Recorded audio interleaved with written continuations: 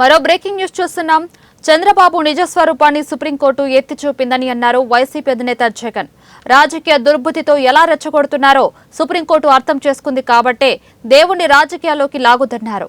రాజకీయ డ్రామాలు చేయొద్దు అని స్పష్టమైన వ్యాఖ్యలు చేసిందని వివరించారు. చంద్రబాబు స్వయంగా వేసుకున్న సీట్ను సైతం రద్దు చేసిందని తెలిపారు.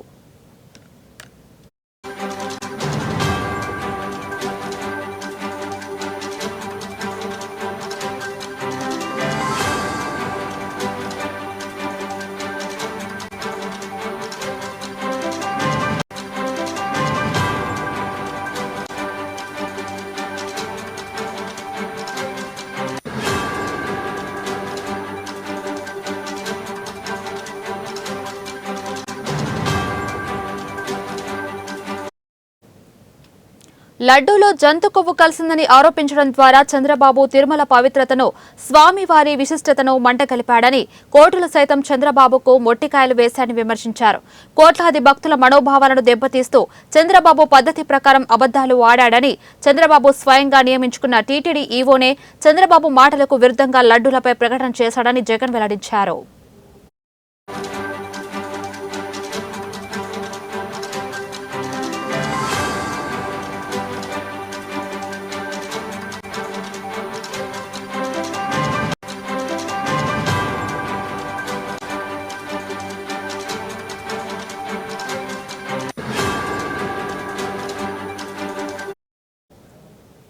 ఇన్ని ఆధారాలు కనిపిస్తుంటే ఎవరైనా కొద్దో గొప్పో సిగ్గుపడతారని, దేవుడి విషయంలో ఇలా తప్పుడు ప్రచారం చేస్తున్నందుకు భయం, భక్తి ఉన్న వ్యక్తి అయితే అతడిలో పశ్చాత్తాపం అనేది రావాలని పేర్కొన్నారు. ప్రజలకు క్షమాపణ చెప్పేందుకు ముందుకు రావాలని అన్నారు. కానీ చంద్రబాబు ఎలాంటి వాడంటే పశ్చాత్తాపం ఉండదు, దేవుడంటే భయం ఉండదు, భక్తి ఉండదు అని జగన్ వ్యాఖ్యానించారు.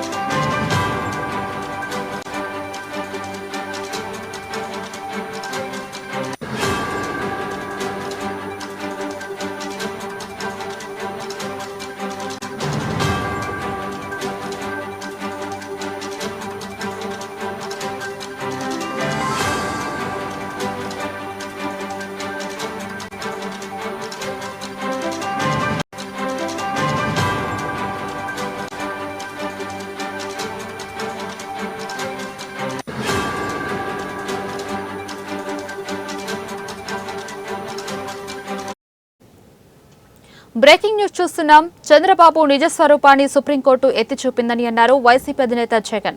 రాజకీయ దుర్బుద్ధితో ఎలా రెచ్చగొడుతున్నారో సుప్రీంకోర్టు అర్థం చేసుకుంది కాబట్టే దేవుని రాజకీయాల్లోకి లాగుతున్నారు. రాజకీయ డ్రామాలు చేయొద్దు అని స్పష్టమైన వ్యాఖ్యలు చేసిందని వివరించారు. చంద్రబాబు స్వయంగా వేసుకున్న సీట్ను సైతం రద్దు చేసిందని తెలిపారు. ఇక లడ్డూలో జంతు కొవ్వు కలిసిందని ఆరోపించడం ద్వారా చంద్రబాబు తిరుమల పవిత్రతను, స్వామివారి విశిష్టతను మంటగలిపాడని కోర్టులు సైతం చంద్రబాబుకు మొట్టికాయలు వేశారని విమర్శించారు. కోట్లాది భక్తుల మనోభావాలను దెబ్బతీస్తూ చంద్రబాబు పద్ధతి ప్రకారం అబద్దాలు ఆడాడని, చంద్రబాబు స్వయంగా నియమించుకున్న టీటీడీ ఈవోనే చంద్రబాబు మాటలకు విరుద్ధంగా లడ్డూలపై ప్రకటన చేశాడని జగన్ వెల్లడించారు.